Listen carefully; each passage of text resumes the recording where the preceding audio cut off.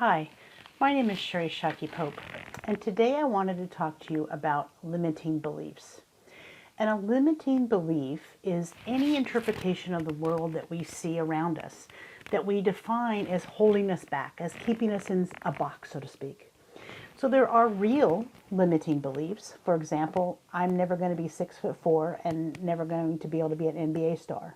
Not that I wanted to, but I'm not going to be able to. I won't be able to be an astronaut. I'm not an astrophysicist. I don't know anything about it. I'm not a rocket scientist. I'm never going to be an astronaut. So those are real limiting beliefs, right? Because those are really true. I'm not going to do those two things. But there are a lot of unreal or unrealistic expectations that we have of ourselves that limit us to defining us who we are and keeping us small.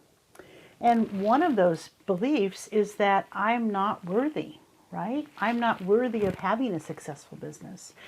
I am not worthy of helping people in the way that I want to help people. So those are limiting beliefs that get in the way of us building our business.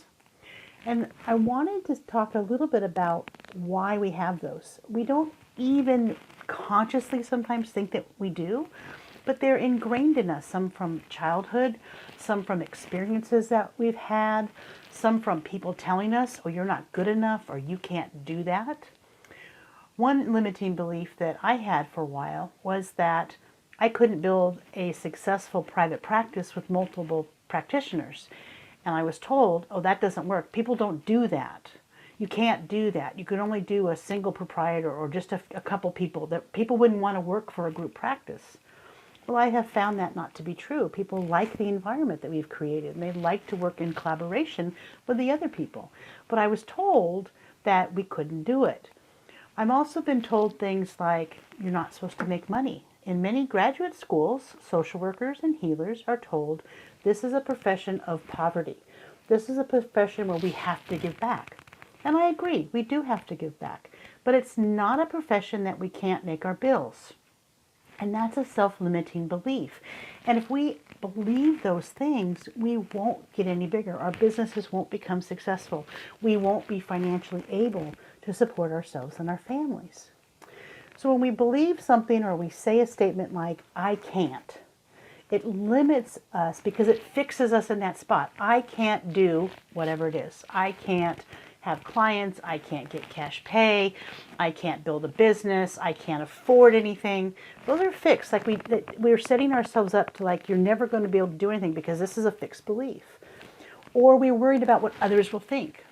Other therapists will think this. Other people will think I'm not caring. Others will think blah, blah, blah. My family gave me a limiting belief once. They had started a business. I was in high school when that happened, and my parents started a business, and it didn't go well. And so when I announced that I was going to start a business, they're like, business is not for us. We don't do business in our family. This doesn't work well for us. Well, I've proven that that's not true in our family, that we can make a business, and it really isn't a family trait that no one can make a business in our family. It's just that my parents weren't able to make a go at it for whatever reasons.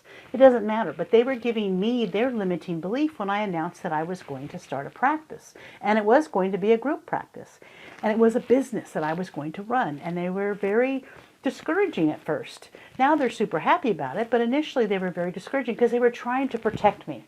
They weren't trying to be mean. They weren't trying to limit me in any way, but they were afraid for me.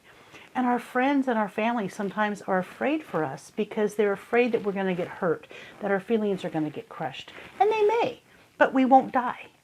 So if we're thinking about things when we are limiting ourselves, then we have to sort of stop and figure out, well, where did this limit come from? Is this really a true limit? Is it really a barrier? Is it a physical barrier that I'm not going to overcome? Or is there another way to think about it? Is there another way that I could turn it around a little bit and figure out a way to make it work for me? Not the neighbor down the street or not the therapist around the corner, but work for you personally. The other thing is we sort of need to challenge ourselves a little bit. It gives us a little bit of motivation to say, okay, this is an obstacle. It's not a limiting belief in the sense that it's not going to be fixed, but it is an obstacle. It's a challenge. How can I get past this challenge? Another way to do it is to talk to people. Ask your colleagues, ask a business mentor, ask a coach. Is this something that I can do? Is this something reasonable? Get a second opinion. If someone said to you, you could never create a business, and you went to a CPA and they said, oh yeah, you do this, this, this, and this is how you create a business, you would be more apt to believe it because it's somebody who's not going to benefit from that business. So I want you to really think about succeeding. I want you to think about where those limits are and what's stopping you from going to that next level. And I also have to tell you that when we have limiting beliefs and we get rid of these at this level and our business does well and we go to here and we go to here, we have another set of limiting beliefs. I don't know if you've ever read the book by Gay Hendricks. He talks about the upper limit problem. And we have just as many self-limiting behaviors at the top as we do at the bottom. And so if you read this book, it really talks about how we can overcome some of those. And it's the same kind of strategies I gave you here in that we need to figure out where these assumptions came from. One of the things that people talk about is, I'm too old. I'm too old to do this. I'm too old to do that. Well, it's always too late to do whatever. The idea that we let people tell us what we can do is something that then keeps us small. So you're going to be whatever age you're going to be, and you're going to be that age whether you have a master's degree, whether you don't, whether you have a business, whatever it happens to be. But don't limit yourself to things that keep you small. The world needs us as healers.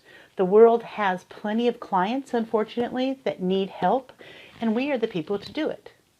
So, figure out what your limiting beliefs are, really analyze them to see if you can break them down and challenge them, and then keep moving forward. All right, take care. Bye-bye.